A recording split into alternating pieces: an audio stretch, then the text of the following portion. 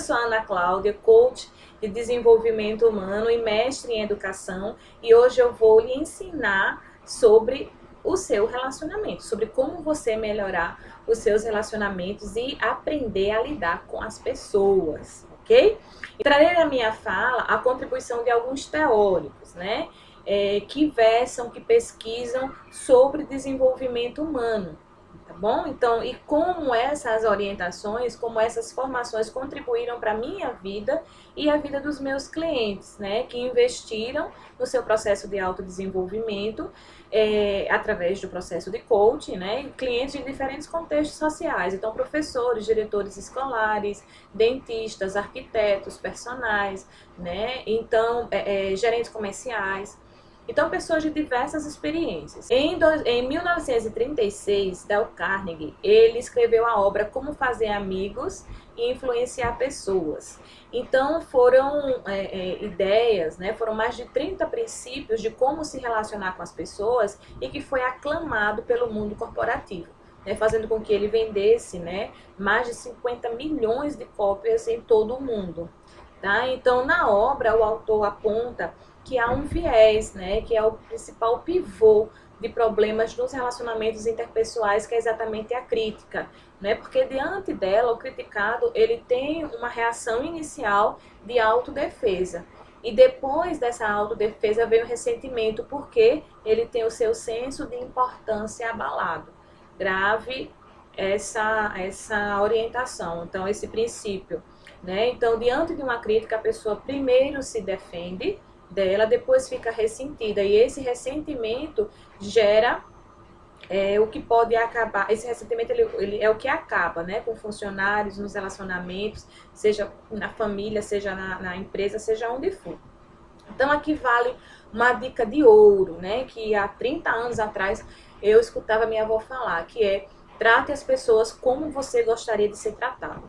Esse é um princípio que realmente a gente não pode esquecer, porque é a partir dele que a gente diminui as críticas e o julgamento sobre o outro. Essa já é a primeira dica do nosso vídeo de hoje, tá? Porque criticar, reclamar, resmungar, julgar o outro, isso qualquer um pode fazer, tá? Então, mas precisa ter uma personalidade forte e coragem para você reconhecer as pessoas e dar importância a elas. Muitas vezes as pessoas fazem até o oposto, né? Que diante de uma boa ação do outro, seja sendo proativo na resolução de um problema, ou a criança, né, que mostra aos pais a boa nota que tirou, então muitas vezes o que é que os pais dizem? Então fez mais do que a sua obrigação. E quando adultos, muitas vezes passa como desapercebida. A pessoa vê a boa ação feita, mas não faz comentário nenhum. O oposto é verdadeiro. Quando há uma falha, quando há um erro, né, há aquela supervalorização sobre o erro, sobre a falha. Não é a crítica, a reclamação, o apontamento. Então a gente vive numa sociedade de escassez. Numa sociedade onde valoriza, onde não é difícil a gente encontrar donos de empresas que reclamam da falta de empenho da equipe, de profissionalismo, né, de honestidade. Porém, pouco se reconhece os profissionais que têm todas essas características, todas essas habilidades. E muitas vezes eles são até mal interpretados, né?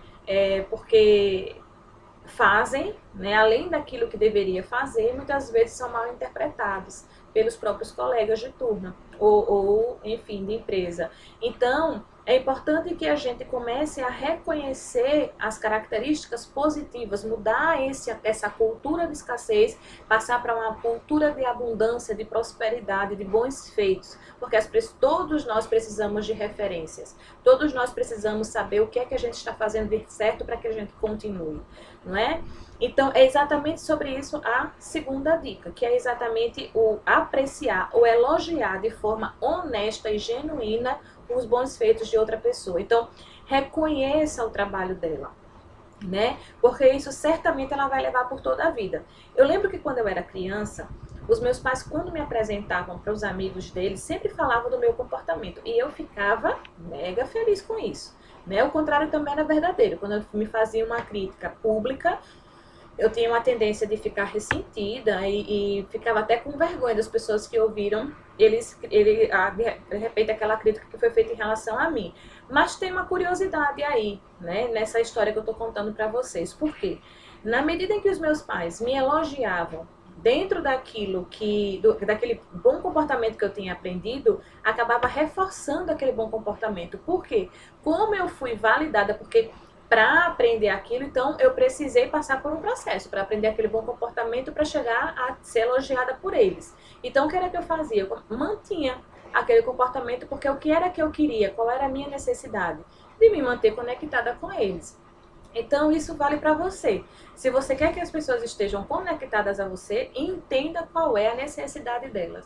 Entenda qual é o que é que ela realmente quer, o que ela realmente precisa. E aí a gente vai para a terceira grande dica aí de como se relacionar com as pessoas. Porque a partir do momento que você entende qual é a necessidade dela, você consegue despertar um desejo dela em fazer. Um desejo nela em fazer. É diferente de você ter que estar falando, ter que estar pedindo, orientando, muitas vezes impondo. Mas a partir do momento que você desperta esse desejo na pessoa em fazer algo por alguém ou para alguém, você faz com que a pessoa busque desenvolver ações por uma decisão própria, né? Na direção daquilo que você realmente almeja. Você entendeu por quê? Porque todos nós temos uma tendência a fazer aquilo que é importante para nós. Né? Aquilo em que realmente a gente gostaria de ser atendido nas nossas necessidades. Você quer ver uma coisa? Você se considera uma pessoa egoísta? Eu vou lhe dizer que cerca de 98% das pessoas são, viu? Quer que eu lhe prove? Está você junto com a sua família, seu grupo de amigos, e vocês decidem fazer uma selfie.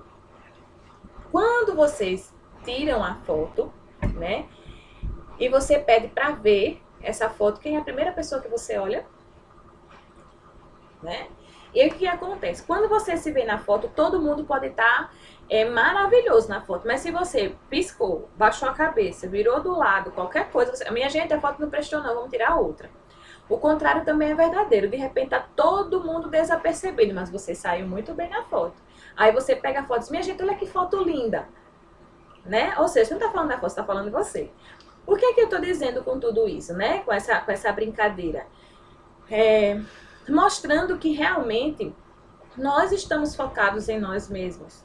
Mas se você estiver verdadeiramente comprometido com o seu relacionamento, em desenvolver o seu relacionamento com as outras pessoas, a gente vai para a quarta dica, que é esteja verdadeiramente interessado na outra pessoa.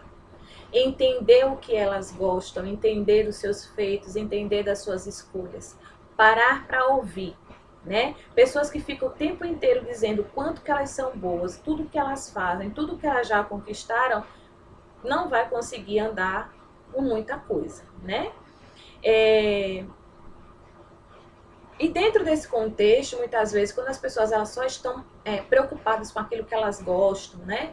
Quando elas estão somente querendo que o outro pare para respirar, para ela já entrar com o assunto daquilo que ela quer conversar, é uma pessoa que normalmente ela não tem uma preocupação com o outro. Muitas vezes esquece com facilidade até o nome da outra pessoa, porque ela é tão ela vive tão no mundo dela, que ela esquece de uma coisa simples, básica, que é o nome da outra pessoa. E você já percebeu como isso é chato? Já percebeu como que a gente se sente meio que desconectada, e aí não vale desculpa nenhuma de dizer que não decora nome, que não sabe, que tem dificuldade. Não importa. O fato é que o sentimento gerado é que não há essa preocupação, né, essa conexão com o outro. Deixa eu contar uma história para vocês. Eu comecei a trabalhar numa empresa e eu me sentia desconectada, um tanto desconectada com... Era uma empresa educacional, né, que é a minha área. E eu me sentia um tanto desconectada com alunos, professores. E eu comecei a perceber que na medida em que eu ia conhecendo as pessoas, ia chamando pelo nome, mas isso eu fiz uma análise posterior, tá?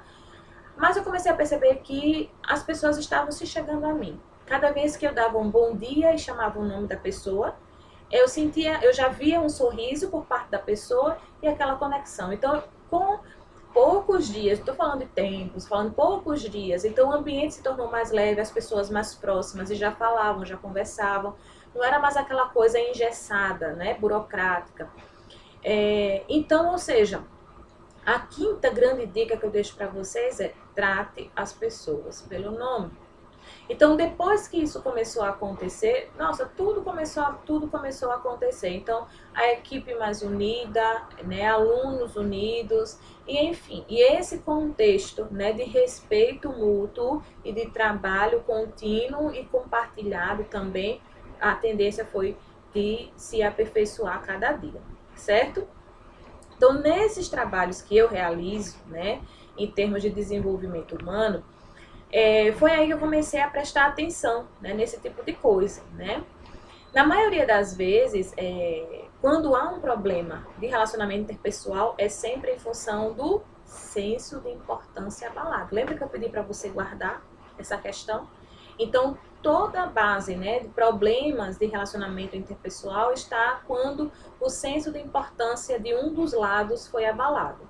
Quando o funcionário ele pede demissão, ele não está pedindo demissão da empresa, ele está pedindo demissão do chefe, né? Não é porque ele deixou de acreditar no princípio, na missão, visão e valores da empresa, é porque a relação com o chefe já não está dando mais para continuar, né? Então, nós mesmos, imagine, quando é que a gente se afasta de alguém, de repente alguém que a gente se relacionava já há tanto tempo, um amigo, uma amiga, de repente a gente só vê a pessoa falando sobre ela, das necessidades dela, daquilo que ela espera, daquilo que ela quer. E aí o seu senso de importância ele vai diminuindo. E aí o que é quase certo de acontecer? O afastamento, né? O esfriamento das relações. Então, isso acontece no casamento, isso acontece na igreja, isso acontece em casa, isso acontece em todos os lugares em que tiver convívio humano. Então, quem busca, né, desenvolver a sua espiritualidade, seja através da oração, da meditação, ela encontra, ela reconstrói, não é, esse senso de importância, esse valor, não é? Ela encontra nela mesma esse valor. Então, ela não permite que esse senso de importância seja tão facilmente abalado pela outra pessoa, né? Mas isso precisa de uma busca, de fato, por essa reconstrução, né? Uma busca, né? Um caminho, uma trajetória dentro desse universo nosso, humano, para que a gente seja cada vez mais feliz e construtor, né, dos nossos sonhos, porque cada coisa que a gente sonha para a nossa vida e a gente faz, né, é um passo na direção do que a gente quer. E cada um dos sonhos que a gente deixa de executar, seja por qualquer motivo, é um pedaço do nosso futuro que deixa de existir, não é? Ou seja, qual é a sexta grande dica? Faça a pessoa se sentir importante. Tá? Então, onde você estiver, faça com que as pessoas se sintam importantes. Porque na medida em que você faz, você mesma é. Você mesma se sente dessa forma. Tá bom? Quando eu era mais jovem, eu tinha a mania de contestar aquilo que as pessoas falavam, né? Então, eu fui conhecendo as coisas, eu fui tendo as minhas próprias experiências, então eu queria falar das minhas experiências, eu queria compartilhar com as pessoas, mas aí eu procurava a forma mais errada, porque a pessoa falava uma coisa e eu dizia: eu não concordo com isso, eu não acho que as coisas são assim. E acabava que nas entrelinhas da minha fala, ficava aquela coisa de que eu estava dizendo para a pessoa que ela estava errada. Se ela estava errada, eu estava me colocando na condição de correta, né? De mais inteligente, ou dizer que eu sabia mais, mesmo que nunca foi intenção minha, nunca, quem me conhece mais próximo sabe, nunca tive pretensão nenhuma de me colocar mais do que ninguém. Mas a forma como eu me posicionava, ficava isso nas entrelinhas, e eu não entendia porque as pessoas se afastavam, eu não entendia porque as pessoas tinham certo receio de falar comigo. Isso me causou muito sofrimento, né? Nessa questão de relacionamento interpessoal. Mas acontece que, graças a Deus, o tempo passa e a gente vai aprendendo. Então, nunca diga para a pessoa que ela está errada.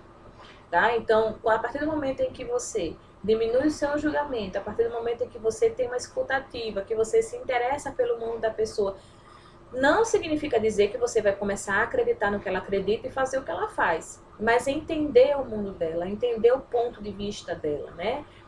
Para que você entenda o porquê das tomadas de decisões e o porquê dela ser quem ela é, né? Então, ou seja, a sétima grande dica aí para vocês é: respeite a outra pessoa, nunca diga que ela está errada, tá? Porque senão a partir daí você criou um inimigo pro resto da vida, tá certo?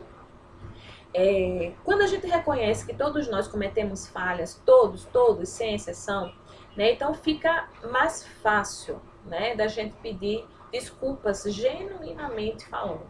Né? Então não é aquelas desculpas socialmente aceitas, aquelas desculpas de, me desculpe aí, mas o que eu acho é isso mesmo e acabou, né? Então é aquela desculpa na medida em que você reconhece que você está em desenvolvimento, que você está em crescimento. E quando isso acontece, você tem a possibilidade de realmente se colocar no lugar da outra pessoa e pedir desculpas, né, de uma maneira rápida, objetiva. E essa é exatamente a 8ª grande dica para você.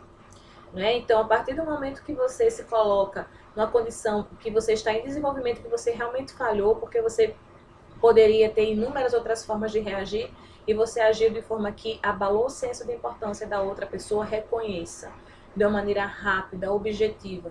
Porque a partir do momento que a pessoa reconhece isso em você, ela está vendo que você está a colocando acima do seu próprio ego. Não é? E aí há de fato a possibilidade de reatar, de restabelecer a relação. É diferente de você passar por cima, né, se colocar como correto, querendo justificar de todas as formas, pegando todos os argumentos possíveis e imagináveis para justificar a sua tomada de decisão, né, o que só vai alimentar o seu ego e passando feito trator de esteira por cima das outras pessoas. Então isso não vai levar a lugar algum, muito pelo contrário, vai fazer com que cada vez mais você se isole, né, e vendo as outras pessoas cada vez mais unidas e conectadas e você cada vez mais sozinho no seu mundo, ok? Tudo que nós vemos, né, tudo que nós enxergamos na realidade tem a ver com a forma como nós julgamos e interpretamos. E esse nosso julgamento, os nossos pensamentos, eles são decorrentes de onde nós viemos, das experiências que nós tivemos ao longo da nossa vida. Então, quando você tem um caso específico, um fato, o que vai fazer com que você enxergue de determinada maneira e não de outra, tem exatamente a história de onde você veio. Então, os orientais, eles têm uma forma de ver o mundo diferente dos ocidentais. E os ocidentais, dentro do seu país, dentro do seu estado, dentro da sua comunidade, dentro da sua família, dentro de você mesma. A interpretação que você faz sobre os fatos e a experiência mesmo que você viveu dentro da sua cultura. Então, humanamente falando, nas nossas relações sociais, não existe verdade absoluta acerca de um fato, porque cada um de nós vai ter uma interpretação sobre ele, a depender da nossa trajetória, a depender da nossa cultura, da nossa religião, da forma como a gente se relaciona com as outras pessoas. Eu estou falando do contexto humano, ok? Então, a 9ª grande dica aí para vocês procure honestamente ver o ponto de vista da outra pessoa. Né? Se você tiver alguma interpretação sobre alguma coisa, seja sobre a sua igreja, sobre alguma coisa que aconteceu no meio da sua família, seja sobre a compreensão, né, do qual é o seu partido político, se você o tem, seja o que for, entenda que é a sua posição, que é a sua visão dentro daquilo que você acredita, das experiências que você viveu, e que não precisa necessariamente todas as pessoas pensarem da mesma forma que você, para que elas sejam suas amigas. Então, procure honestamente ver o ponto de vista das outras pessoas, respeitando, né, esse ponto de vista. Então, essas foram as 9 grandes dicas. Para finalizar, eu quero finalizar não com uma dica, mas com um exemplo, né, do meu mestre Jesus. Né? Então, tendo ele uma breve vida aqui na Terra, né, ele marcou a história da humanidade. Na verdade, ele foi um divisor de águas, né, antes de Jesus, né, antes de Cristo e após Cristo. Né? Então, é aí o nosso marco do nosso calendário, né, cristão, inclusive. Então, Cristo não dispôs de riquezas, ele não dispôs das vantagens, né, sociais, que ele poderia, na condição de filho de Deus, desfrutar, mas antes disso, em meio às suas dores e perseguições, ele exalou amor, tranquilidade, realização de milagres, né? Ele não estava preocupado com as perseguições que ele sofria, ele não estava preocupado com aquilo que faziam dele, mas ele estava preocupado com a dor do outro, ele estava preocupado em fazer o tempo inteiro, através de parábolas e através de milagres que ele realizou, ele dizia: guarde para você, não fale nada do que aconteceu para ninguém, né? O tempo inteiro ele estava voltado, ele estava falando unicamente com a pessoa. Ele não estava falando para a multidão, para chamar a atenção para ele estava falando no um a um com a pessoa, né? Em inúmeros casos eu poderia, né, colocar aqui para vocês, mas o que eu quero dizer é, em meio à dor dele, em meio a toda a perseguição, numa breve vida, né, ainda jovem, aos 33 anos, ele passou por todo o processo da crucificação, né, toda a constituição do pensamento, né, a estrutura mental dele é extremamente complexa ainda para a ciência, para a compreensão, obviamente, pela natureza divina que ele possuía, né, quando esteve aqui na Terra. Mas o que eu quero dizer para vocês é, as coisas não estavam girando em torno da dor dele. Muito pelo contrário, ele sublimou tudo isso e o amor dele, a compreensão estava sobre o outro. Então, que você entenda, né, a décima dica, né, que não é dica, é um exemplo, que você tenha nesse exemplo a essência do servir. Né? E na medida em que você serve, você é servido. Na medida em que você faz, você encontra, né, tudo aquilo que você plantou. Então, que você possa efetivamente aprender que, na medida em que você faz, hoje a ciência cada vez mais tem reconhecido, né, dentro dessas teorias de desenvolvimento humano, neurociência, programação neurolinguística, física quântica, enfim, tem reconhecido, mas não falam Deus, falam universo, né? O universo é abundante, o universo é próspero. Então, tudo aquilo que você emana é o que você recebe. Então, que você possa realmente distribuir, que você possa realmente entender o verdadeiro sentido do servir. O servir ao outro na sua profissão, o servir ao outro na condição que você tem, no tempo que você disponibiliza, e que você possa necessariamente entender que a grande questão dentro dessa relação humana é você entender de humano, é você entender as suas fragilidades para que você possa entender a fragilidade do outro, é você reconhecer que você tem limitações para você entender as limitações do outro e que juntos vocês possam crescer, nós possamos crescer em comunidade, interligados uns com os outros, e a gente possa realmente fazer coisas que jamais a gente poderia fazer se estivesse sozinhos. Tá bom? Então, se você gostou do vídeo, dá um like, comenta e a gente se encontra na próxima semana, se Deus quiser, com a nova temática. Um abraço, fica com Deus e até a próxima.